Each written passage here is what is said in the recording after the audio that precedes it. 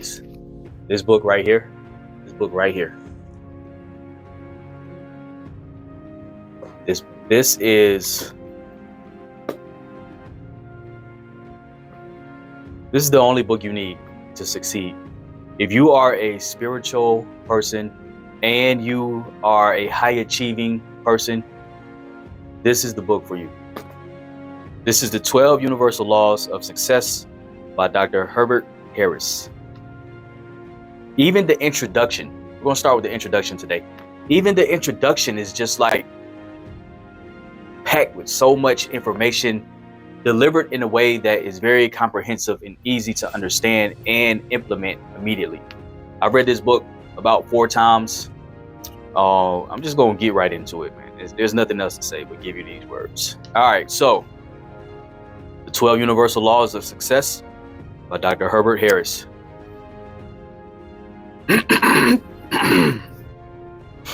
Introduction. For whom this book is written. The 12 Universal Laws of Success is written primarily for those who have done all right in life. Giving credit where credit is due, the fact that you are around at this time to read this book means that you have already succeeded where many of your generation have failed. You have survived. You have pretty good health and a decent job. However, from time to time, you've had more month at the end of your money. You probably own a house and a car, and you've done your best to raise good children, who hopefully are or will be self-sustaining fairly soon. At this point, you desire to do whatever it takes to get the knowledge, techniques, and associations that you need to create a better life for yourself. The fact that you are seriously reading this book, we call it being on the path, is a clear indication that you are close to getting whatever you need to obtaining the things you want. Basically, all you need is a few key thoughts, some improvement and refinement of your habits and techniques, and 1 or 2 people who can assist or guide you on the path. This new insight, together with what you already know from experience, will guide you on your journey to the goals you wish to accomplish, the vision you desire to realize, and the person you want to become. This book is a valuable guide to the young person who is just starting out in life on their own. It can provide valuable techniques, knowledge, and understanding, which can help you avoid the pitfalls that always confront the novice. Learning to apply the information contained in this book will put you on the fast track to true success and accomplishment at an early age. Those unique historical figures who made their mark on the world consciousness generally mastered the key principles set forth in this book at an early age. Using this book most effectively. Refresh your study skills. One of the first and most important skills you must develop on your success journey is the skill of effective study. Without this skill, some otherwise dedicated students who are on the path become discouraged as a result of the difficulty they have in reading, studying, and retaining information. One very effective technique to improve your study skills is the SQ3R study method. The SQ3R study method. The SQ3R study method is a complete method which may be applied to any subject matter with excellent results. It may be used in reading an article, a book, or applied in learning the content of an entire course. The first step in applying this method is survey, S. Survey the material to be learned. Scan it in its entirety. Note the way the information is organized and its format. Pay special attention to the table of contents and chapter or topic headings. Look for any outlines or summaries of the material covered. Read them carefully. Familiarize yourself with the style of writing and the way information is organized. This survey should be done thoroughly and quickly. Make brief notes. After surveying the material, write down questions, Q, you expect to be answered by the material. These questions represent what you expect to learn. The main purpose of surveying the material and writing relevant questions is to stimulate your mind and call forth what you already know about the material being studied. As you survey the material, silently instruct your mind to recall all that you know about the subject. Whatever I know about comes to the forefront of my thinking. Next, read R1, the material thoroughly. As you read the material, think about the questions you expect to be answered, but do not get sidetracked from your reading. Complete this reading from beginning to end. Make brief, concise notes of important information covered in your reading. Once you have completed the material, determine if all your questions have been answered. If not, why not? If so, write the answers down. Now review R2, the material thoroughly. Focus on your notes and markings throughout the text. Make additional notes if necessary. Review the important points and concentrate on learning them. Finally, test yourself. Recite. R3, orally what you have learned from your studies. Anything you cannot recall during this recitation exercise, you probably won't be able to recall at a later time. Recite the important points over and over until they are etched in your mind. Once you can recite the important points without looking at the material or at your notes, you have mastered this material once and for all. Even if you do not totally understand some portions of the material, you will at the very least be able to recall it for future examination. Tell yourself that the information you recite is stored forever in your mind and you have ready access to it in the future. Use this method as you read this book. Apply it chapter by chapter. The results will astound you. The truth about success. Success is generally defined as a favorable or satisfactory outcome or result. Whatever you do in your life, you get results. Whether or not those results are the ones you desire is basically whether you succeeded or failed in your endeavors. Success is often defined as the gaining of wealth, fame, rank, and so on. However, in the most general terms, success is the continuous realization of the outcomes or results you desire. On the physical level, success is often seen as specific material accomplishments, a particular type of car, home, status, or income level. However, once the car, home, or other material possessions are obtained, there is no further growth in understanding, wisdom, or consciousness. Those who operate on this material level of success generally become consumed with maintaining those possessions that represent their success. When success is understood on a spiritual level, it is seen as a progressive realization of a worthwhile purpose. You continue to grow and develop in all aspects. On a spiritual level, success is the continuous unfolding of your purpose and destiny. True success is the progressive, continuous effort of obtaining your goals and realizing your vision. This guides you to your worthwhile purpose in life. Success must be in your mind first. Success starts in your own mind. Constantly have a concept and vision in your mind of what success means to you. You become what you think about most of the time. Earl Nightingale. Be constant in your efforts. Never take a break from your success journey. Do not stop for rest and reward too soon. When you stop at the first sign of success, you become stagnant, lazy, and begin to decline.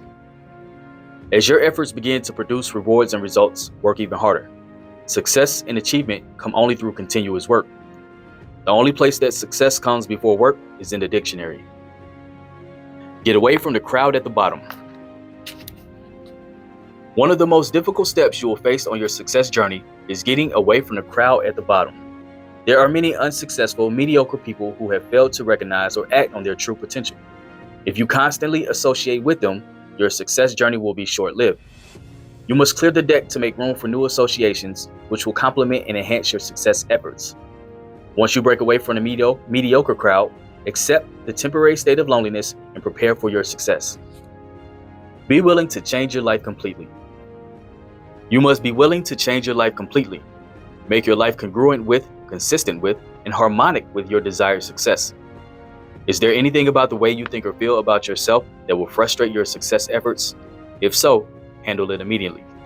Do whatever it takes, for as long as it takes, to become the person that you must be to accomplish your goals and realize your vision. Every day, in every way, I am getting better and better. 9 rules for becoming a success. 9 rules for becoming a success. Number 1, do not procrastinate. Do not wait until all conditions are right to become a success. You can wait the rest of your life. Believe that you always possess the understanding, courage, and self-confidence to take action. Realize that procrastination is a state of mind. Number 2, do it now.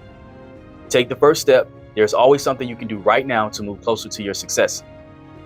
Use need, desire, ambition, and attitude to motivate yourself to immediate action. Overcome thoughts of helplessness, limitation, lack, negativity, and failure. Number 3, stand on your own 2 feet. Do not depend on anyone or anything for your success. They may be depending on you. Believe that you already have everything you need to get everything you want. You should become independent as a part of your interdependence. Number 4, do not fear failure. To fail proves that you are trying. Every failure is a dress rehearsal for success. Every opportunity for success also contains the possibility of failure. Learn from your mistakes and failures. Concentrate on your possibilities for success. Number 5, do not sell yourself cheaply. You are worth exactly what you say you are worth. Know your full potential and the true value of your talents. Recognize that you are a very special individual with boundless capacity for health, wealth, happiness, love, success, prosperity, and money. Number 6, develop the success habit of being goal-oriented. Set realistic goals for yourself. Determine what must be done to attain those goals. Make plans for their attainment. Keep a record of your performance and achievements. Stick to your goals until they are accomplished. Number 7, visualize your goals and believe you can attain them. See each goal clearly in great detail in your mind's eye, your imagination. Develop a sensory relationship with your goal. Know how it looks, feels, smells, tastes, and sounds. See yourself as though you had already attained your goal. Hold that vision constantly in your mind and believe that you can and will accomplish it. Know that your goal will be achieved in a timely manner. Number 8, plan your work and work your plan. Analyze your goal. Write down each and every action that must be performed to accomplish your goal. Make a plan for its attainment. Prepare a time schedule for the performance of each action. Execute your plan in accordance with your timetable and produce desired results. When you execute your plan effectively, you attract the attention of other people who will help you in your efforts. Number 9, do not quit. To quit demonstrates your own lack of belief in yourself. Winners never quit and quitters never win. When you get to the end of your rope, tie a knot and hang on. Be prepared to do whatever it takes for as long as it takes. Levels of consciousness. On the most fundamental level, success is a matter of consciousness. There are 3 levels of mind or consciousness. They are the conscious mind, the subconscious mind, and the superconscious mind. Each level of mind has its own characteristics. The conscious mind. Your conscious mind is what you think. This is your rational, logical mind. It is masculine in nature and operates personally, selectively, and judgmentally. Your conscious mind creates and develops your thoughts. Your thoughts have 2 aspects: the idea, the statement of the thought, and the feelings associated with the thought. Your conscious mind transmits your thoughts to your subconscious mind through the feeling aspect of the thought. The conscious mind reasons inductively. It proceeds to conclusions based on observation, experience, and education. The conscious mind represents the world of effect. The subconscious mind. Your subconscious mind represents what you are. It is your emotional, feeling mind. This subconscious mind is feminine in nature and operates impersonally, non-selectively, and non-judgmentally. It is non-selective in that it receives all ideas and gives them form and expression through feeling. It is non-judgmental in that it is not influenced by the truth or falsity of the ideas it receives. Your subconscious mind accepts every idea as true and gives it form and expression through feeling. It responds to persuasion, suggestion, and autosuggestion. The subconscious mind reasons deductively. It proceeds on the assumption of truth of every idea and develops a system of logic which will objectify, manifest, that truth in accord with the feelings associated with it. The subconscious mind represents the world of cause. The superconscious mind. The superconscious mind is the source of all creativity and faith. It is your spiritual mind, which is neither masculine nor feminine. Your superconscious mind operates on a subconscious level at all times. It has complete and total access to all ideas, feelings, and information stored in your subconscious mind. It also has unlimited access to all knowledge and information in existence. Your superconscious mind is the source of all intuition, inspiration, and internal motivation. It is capable of goal-oriented motivation and is stimulated by clarity of thought and decisiveness of actions. The superconscious mind responds to clear authoritative commands by releasing ideas and energy. Your superconscious mind is independent of time. The past, the present, and the future are one and the same. It is identified with the God mind. Procedurally, you have a thought in your conscious mind. The feeling aspect of this thought stimulates the subconscious mind, which communicates and interacts with the superconscious mind to objectify or manifest the thought in your life experience.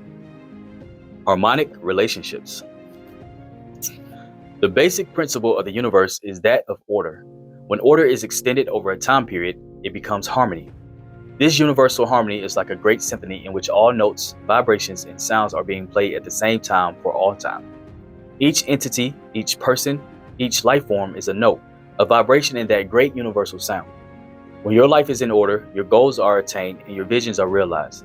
Your purpose is fulfilled and you are in complete harmonic relationship with the universe. The note and vibration that is your life is in perfect harmony with the universe. When this perfect harmony is achieved, you become one with the universe and upon death, leave your physical body at the proper level of consciousness to ascend to the next level of universal existence. When your life is out of order, your goals are not being attained, nor is your vision realized. You are not in a complete harmonic relationship with the universe. How do you know that your life is out of order? You feel it. You are not happy. You are not clear about where you are going. You fear the future and suffer anxiety, stress, and a host of other unpleasant feelings. How do you get your life in order? You study the universal principles of the universe and then align yourself with these principles. The extent to which you align yourself with these universal principles determines the extent to which your harmonic relationship with the universe can move toward completion. The way that you align yourself with the principles is to study, implement, and master them. The better you get, the more complete your harmonic relationship with the universe. Once you are on the path, it is an endless cycle of growth, illumination, and elevation to the next level to be mastered. The following chapters lay out the laws of success and demonstrate their universal application. These principles will aid and assist you as you move toward the completion of your own harmonic relationship with the universe. 7 basic harmonic relationships. The first harmonic relationship is the relationship between you and God, the generic universal intelligence, consciousness, force, and source that is common to all religions and cultures. Self with source. The second harmonic relationship is the relationship between you and yourself, self with self. The third harmonic relationship is the relationship between you and other people, self with others. The fourth harmonic relationship is the relationship between you and your powers, self with energy. The fifth harmonic relationship is the relationship between you and your objectives, self with objectives. The sixth harmonic relationship is the relationship between you and that which you achieve, self with results. The seventh harmonic relationship is the relationship between you and your life purpose, self with purpose. Use of the Bible. References will be made to various biblical passages throughout this book. The Bible is used as a source of spiritual principle and as a textbook in universal law. It is used because this author is more familiar with the Bible than with other religious or spiritual texts.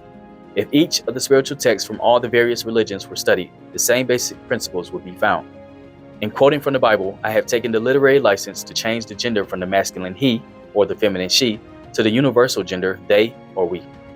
Throughout this book, we will be studying the process through which thoughts are transformed into results. The process by which thoughts become things, results. Thoughts, feelings, visions, goals, plans, actions, results. Your thoughts manifest in accordance with your feelings about those thoughts.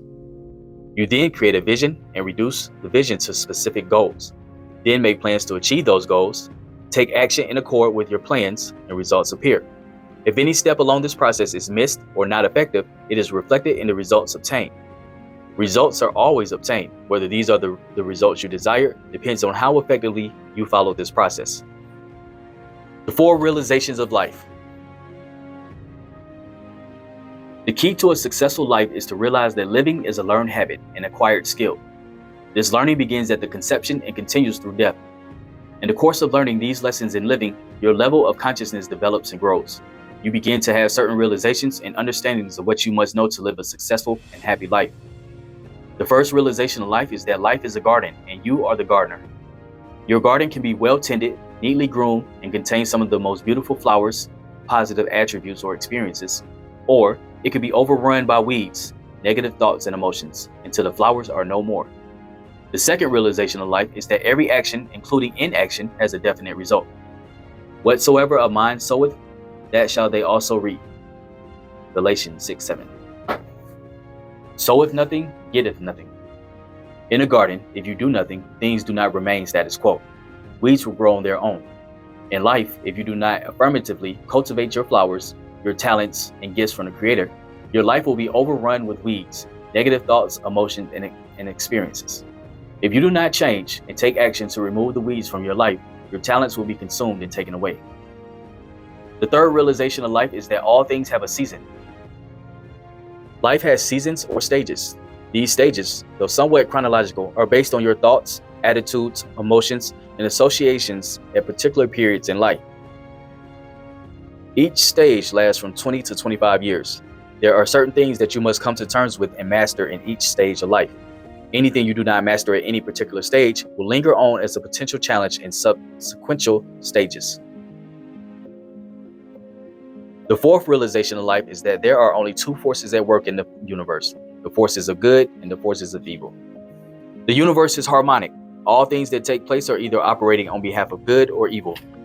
As you use your power to make things happen, the things you make happen are either on behalf of good or on behalf of the evil.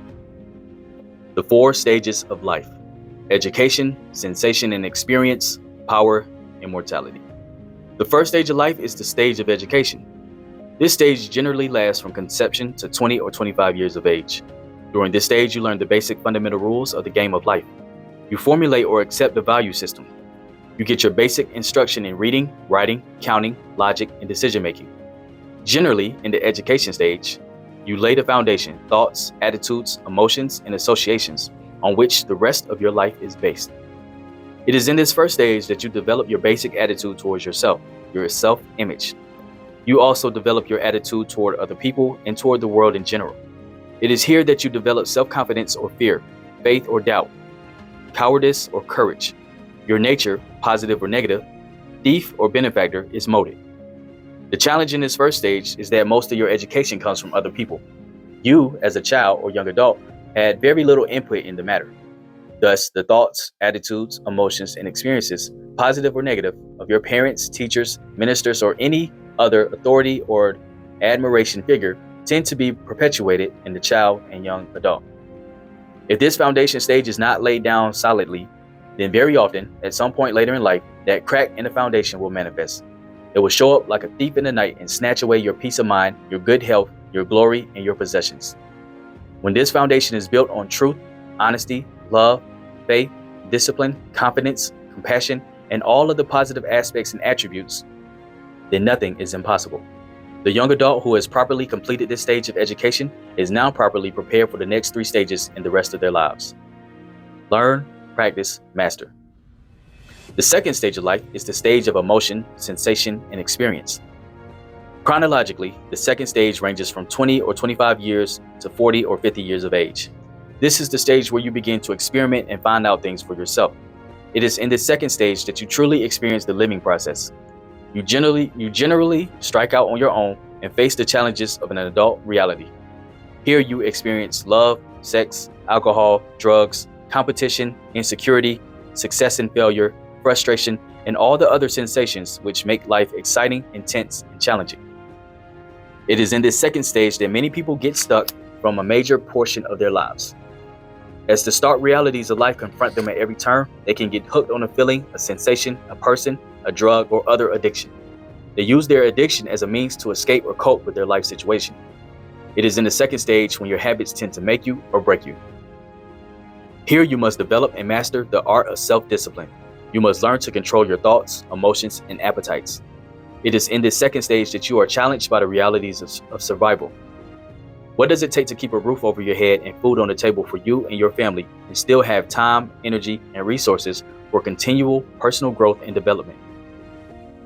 Some people get stuck on the treadmill of day-to-day survival, where appetites and cries constantly confront them from the cradle to the grave. To properly move through this second stage, you must master the skill of survival. Mastering the skill of survival requires that you develop and implement a financial program in which your income exceeds your expenses. All of your financial dealings should be in accord with a realistic, pre-established budget. You must develop discipline in overcoming the urge for immediate consumption or gratification. Systematically, set aside a portion of your income for wealth building. Take advantage of the benefits of investing and compound interest to establish a body of wealth for your personal peace of mind and enjoyment. Use a portion of your wealth to help fund and provide capital for your children and their future.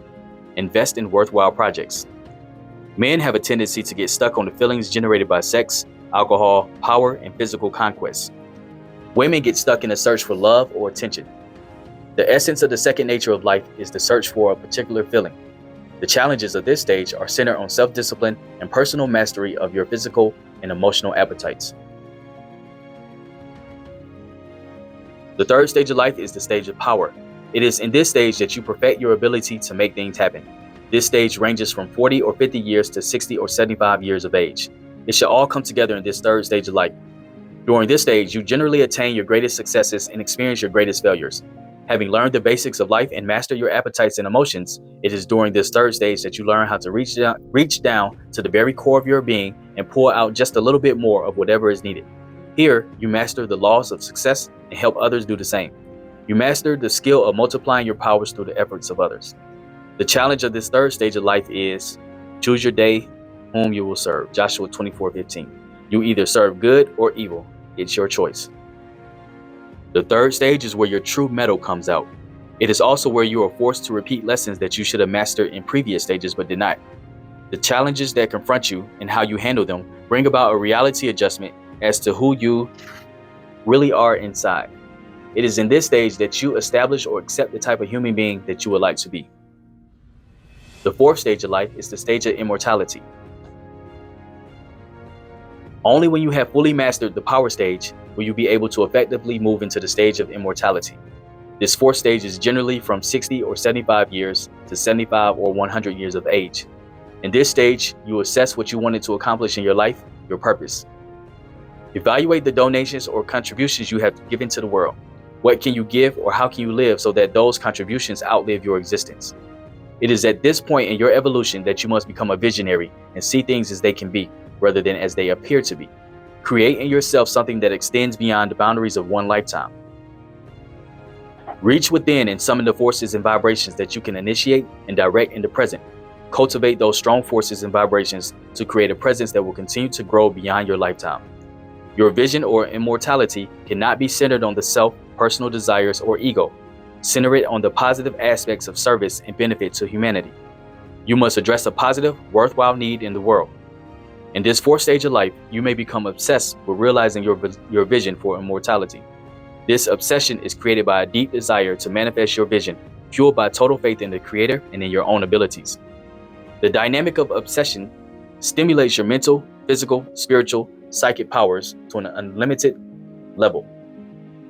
Consequently, you become magnetic, attracting the people and resources needed to realize your vision. You will be invincible. You will not be stopped or defeated, no matter what obstacles appear in your way. The time periods given for each stage are average for most people. However, there are certain people to whom the time periods may not accurately apply. Many true great figures in history had relatively short lifespans. A close inspection of their lives reveals that they probably experienced the four stages, but at a greatly accelerated pace. Joan of Arc achieved immortality by the time she was burned at the stake when she was 19 years old. Alexander the Great, by age 32, achieved immortality through conquering most of the then known world. Martin Luther King touched the conscience of humanity and achieved immortality before he was 40 years old. There are four types of people in the world: the players, the watchers, the wanderers, and the wanderers. If life were a game of baseball, the players would be the people or teams on the field. These are the ones who have sacrificed and practiced until they are the best that they can be. They generally do what they love and love what they do. They reap the rewards of their efforts. The players use their powers to make things happen. They reach within to that well of power that they have developed to get the desired results. The players take the risk and get the rewards. Need a grand slam? Got a grand slam. The watchers are the spectators sitting in the stands, watching the others play the game of life, watching somebody else get the money, the recognition, and the girl. Everyone who is not on the playing field is a spectator. True watchers are the people who never really try hard at anything. They may dream of being a player, but at the first signs of difficulty, challenge, or disappointment, they discard their dreams and scurry off the playing field of life, silently vowing never to try that again. These wannabe players take their seat in the stands with carefully crafted excuses and explanations for not being in the game. Watchers are generally people who had a dream but let it be compromised. Watchers often say, "I should have done this," or "I could have been that, but I had a good life." The wanderers are the people in the parking lot outside the stadium where the game of life is being played. They hear the sounds of the players and the spectators, but they are not a part of the game. They know something is going on, but they must wonder what it is since they can't see. Wanderers learn about what's going on secondhand.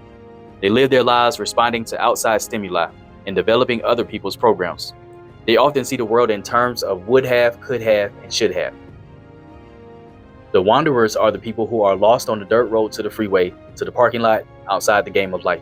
They have no idea what is going on and no plans to find out. The wanderers are like thistles in the wind. They blow from pillar to post without goals, plans, or roots. Ruled by their addictions and their appetites, they live for the moment and nothing more. Chapter summary. As you overtake the path of personal mastery, you must develop and perfect your study skills. The SQ3R study method is an effective tool to improve your learning and retention skills. Understanding the concepts and terminology of success prepares you for your success journey. Applying the 9 rules for becoming a success greatly enhances your prospects for desired results. The concepts of the conscious, subconscious, and superconscious minds are key elements of the personal growth process. The fundamental principles of the universe, order and harmony, are expressed in the 7 basic harmonic relationships. The process by which thoughts become things, results, shows how to obtain desired results in your life. Successful living is a learned skill. Life is a garden and you are the gardener. Every action has consequences. Life has 4 seasons or stages. Each stage has a time period and is characterized by your thoughts, attitudes, emotions, and associations. There are certain lessons that must be mastered in each stage.